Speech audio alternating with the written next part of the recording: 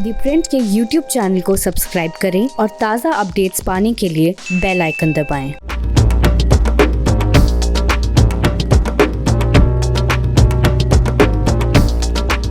प्रियंका गांधी ने एक बड़ी घोषणा की है। उन्होंने कहा है कि यूपी का जो चुनाव होगा यानी कि असेंबली इलेक्शन, वहाँ पर वो 40% महिलाओं को विधानसभा के टिकट देंगी। यानी कि अगर इसको आंकड़ों में तब्दील कर दें तो 403 सदस्यों की विधानसभा में 160 जो सदस्य हैं वो महिलाएं होंगी, या कम से कम महिलाओं को वो टिकट देंगी। अब प्रियंका के इस ऐलान का क्या मतलब निकाला जाए?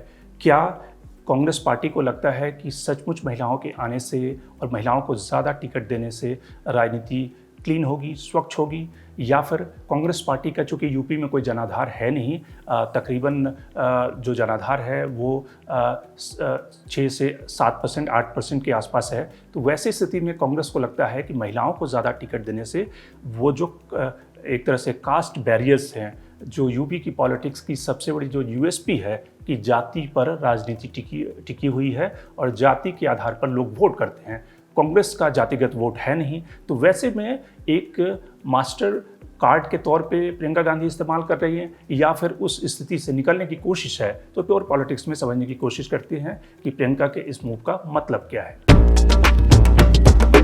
अगर आप देखें कि यूपी की पॉलिटिक्स की बात करें और ख़ास करके महिलाओं का जो रिप्रेजेंटेशन है, जो प्रतिनिधित्व है, उसकी अगर हम बात करें तो आंकड़ों के आधार पर देखें कि पिछला जो विधानसभा चुनाव हुआ था वहाँ पे बीजेपी ने 11% महिलाओं को टिकट दिया था। यानी कि जो कुल सीटें लड़ी गई थी, 384 सीटें बीजेपी ने लड़ी थी, जिसमें से 43 उम्मीदवारों को टिकट दिया गया था जो महिलाएं थी। समाजवादी पार्टी की बात करें तो समाजवादी पार्टी ने 33 महिलाओं को टिकट दिया था, और उसमें समाजवादी पार्टी का जो स्ट्राइक रेट था वो सबसे बेहतर था, जिसमें कि 22 महिलाओं ने चुनाव जीता। बीएसपी की बात करें, बीएसपी की जो सुप्रीमो हैं वो खुद महिला हैं, बहन मायावती, लेकिन बीएसपी ने 400 सीटों में से महज 5%, यानी कि 10% भी नहीं, जो कई सारी पार्टियों ने 10% दिया, बीएसपी सुप्रीमो ने 10% भी सीट देना उचित नहीं समझा। उन्होंने महज 19 सीटें दी, जो तकरीबन 5% के आसपास है।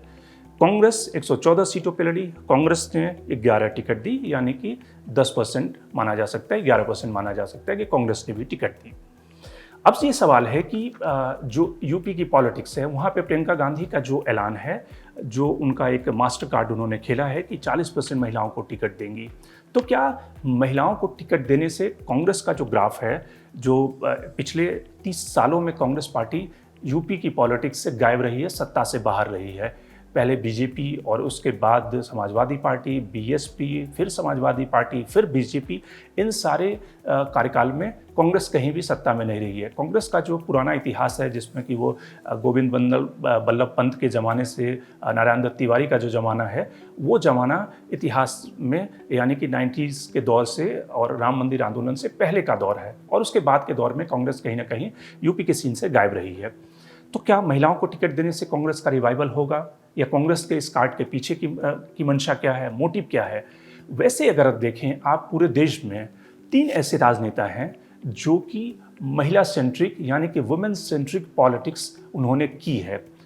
जयललिता की बात हम छोड़ दें, इंदिरा गांधी की भी बात छोड़ दें, तो अगर मेल पॉलिटिशियन में अगर उदाहरण के तौर पे देखें तो नीतीश कुमार और दूसरे नवीन पटनायक, नीतीश कुमार और ममता बनर्जी, 3 ऐसे राजनेता हैं जिन्होंने महिला सेंट्रिक पॉलिटिक्स को काफ़ी मदद की है, या फिर उस पर काफ़ी ज़्यादा ध्यान दिया है, और इस वजह से तीनों की सत्ता लगातार बनी रही। बल्कि यहाँ तक कि पिछला जो विधानसभा चुनाव था या उससे पीछे का जो विधानसभा चुनाव था, नीतीश कुमार की अगर गद्दी बची तो उन महिलाओं ने ही नीतीश कुमार की गद्दी बचाई थी।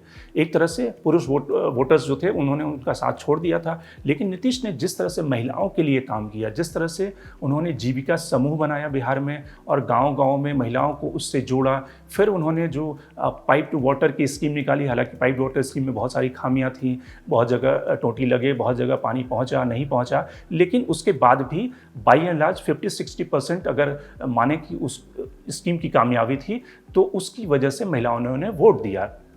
तीसरी जो बड़ी बात महिलाओं के लिए नीतीश कुमार ने कही कि शराबबंदी का जो अभियान उन्होंने किया, तमाम उनकी पार्टी में विरोध था, अलग अलग पार्टियों ने उसका विरोध किया, लेकिन नीतीश कुमार अड़े रहे कि नहीं, वो शराबबंदी करेंगे। और जिस तरह से घरेलू झगड़े होते हैं और जिस तरह से गरीबी के कारण गाँव में झगड़े होते हैं और परिवार में कलह होती है, तो उससे महिलाओं को बचाने के लिए उन्होंने शराबबंदी का इस्तेमाल किया। हालांकि गुजरात में पहले से शराबबंदी है, लेकिन उससे आगे जाते हुए उन्होंने, नीतीश कुमार ने स्ट्रिक्ट प्रोविजन को लागू किया बिहार में। ये सारे 3 ऐसे बड़े फैक्टर थे जिसके कारण महिलाओं ने नीतीश कुमार को वोट दिया। न केवल 2020 के असेंबली इलेक्शन में, उससे पिछले असेंबली इलेक्शन में एक सॉलिड वोट बैंक के रूप में नीतीश कुमार ने महिला वोट बैंक को कल्टीवेट किया। ममता बनर्जी चूँकि खुद महिला हैं और महिलाओं के लिए उन्होंने ढेर सारे काम किए, न केवल उनके लिए अलायंस की व्यवस्था की, न केवल उनके घर में किस तरह से पेंशन महिला को मिले, ये सारी जो व्यवस्थाएं ममता बनर्जी ने की। तो एक महिला आइडेंटिटी के नाते ममता बनर्जी को भी महिलाओं ने इस विधानसभा चुनाव में भी तमाम बीजेपी के अग्रेसिव कैंपेन के बाद भी महिलाओं ने ममता को सपोर्ट किया, क्योंकि महिलाएं उनसे आइडेंटिफाई करती थी अपने को।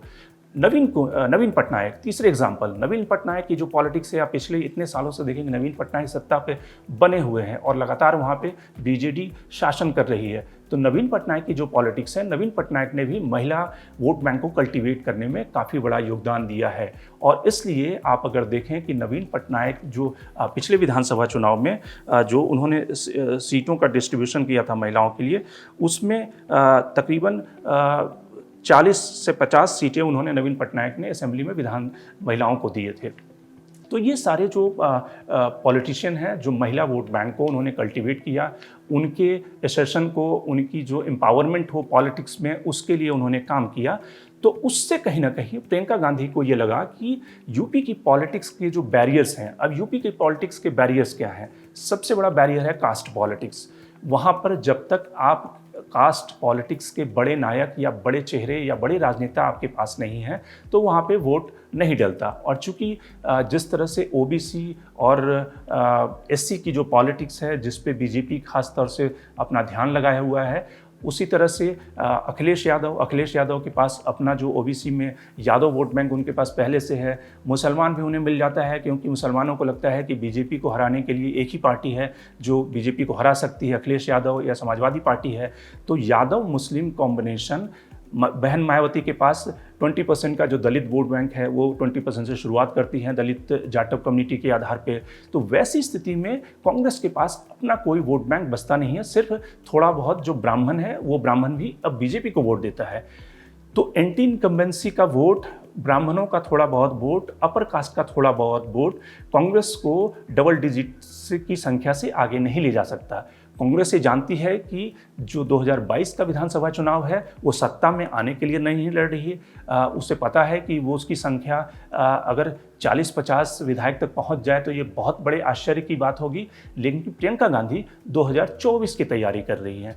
उन्हें पता है कि जब तक यूपी में कांग्रेस का रिवाइवल नहीं होगा, कांग्रेस का ग्रासरूट मजबूत नहीं होगा, यूपी से अगर वो सांसद नहीं निकाल पाएंगी, तो कांग्रेस का जो 50 और 52 का जो संख्या है, उस संख्या बल में बढ़ोतरी नहीं होगी। तो इसलिए प्रियंका गांधी कांग्रेस का रिवाइवल यूपी में चाहती हैं और इसलिए उन्होंने एक कास्ट न्यूट्रल कम्युनिटी को चुना है जो कि महिला वोट बैंक है। महिलाओं का वैसे तो आप देखिए कि जिस तरह से प्रधानमंत्री नरेंद्र मोदी ने कई सारी उज्ज्वला स्कीम्स लेकर तमाम जो स्कीम्स निकाली है महिलाओं के लिए, उसके कारण प्रधानमंत्री नरेंद्र मोदी और बीजेपी को महिलाओं का एक बड़ा चंक मिलता रहा है। लेकिन वो ये कार्ड खेलकर कोशिश करना चाहती है, कम से कम एक्सपेरिमेंट करना चाहती हैं कि वो कास्ट बैरियर को तोड़ सकें और महिलाओं के में एक आइडेंटिटी पॉलिटिक्स करके ये जानते हुए कि ज़्यादातर जो उनकी महिला कैंडिडेट होंगी वो हारेंगी, क्योंकि महिलाओं की जो विनिबिलिटी है उसका परसेंटेज काफ़ी कम है।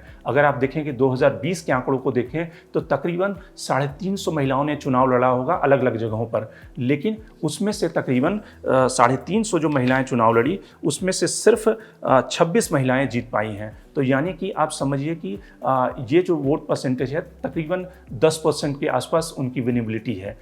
तो ये जानते हुए भी प्रियंका गांधी ये रिस्क इसलिए ले रही हैं कि पहला तो वो नरेंद्र मोदी का जो वोट बैंक है, महिला वोट बैंक, उसको काट सकें। आइडेंटिटी पॉलिटिक्स, चूँकि प्रियंका खुद महिला हैं तो इसलिए आइडेंटिटी पॉलिटिक्स में वो ज़्यादा अपने को रेजोनेट करती है महिलाओं के साथ में। और तीसरा, फ्यूचर के लिए एक वोट बैंक को कल्टिवेट कर सकें जो कि कांग्रेस के साथ में जुड़ा रहे और 2024 की तैयारी में उनकी मदद करे, क्योंकि ऐसे भी वो कास्ट की जो पॉलिटिक्स है उसमें कहीं टिकती नहीं है, ना समाजवादी पार्टी, ना बीएसपी और न ही बीजेपी के सामने। तो इसलिए ज़रूरी है कि थर्ड ब्लॉक जो है उस पर कैप्चर किया जाए, उस पर फोकस किया जाए। तो प्रियंका की जो पॉलिटिक्स है वो पॉलिटिक्स यहाँ तक और इसके संकेत यहाँ से निकाल सकते हैं। लेकिन अगर सचमुच प्रियंका गांधी राजनीति में अगर क्लीन पॉलिटिक्स गुणवत्ता चाहती हैं तो उन्हें उन स्टेट में जहाँ कांग्रेस की सरकारें हैं, मसलन राजस्थान, जहाँ छत्तीसगढ़, पंजाब, वहाँ पर भी ज़्यादा महिलाओं को टिकट देना होगा।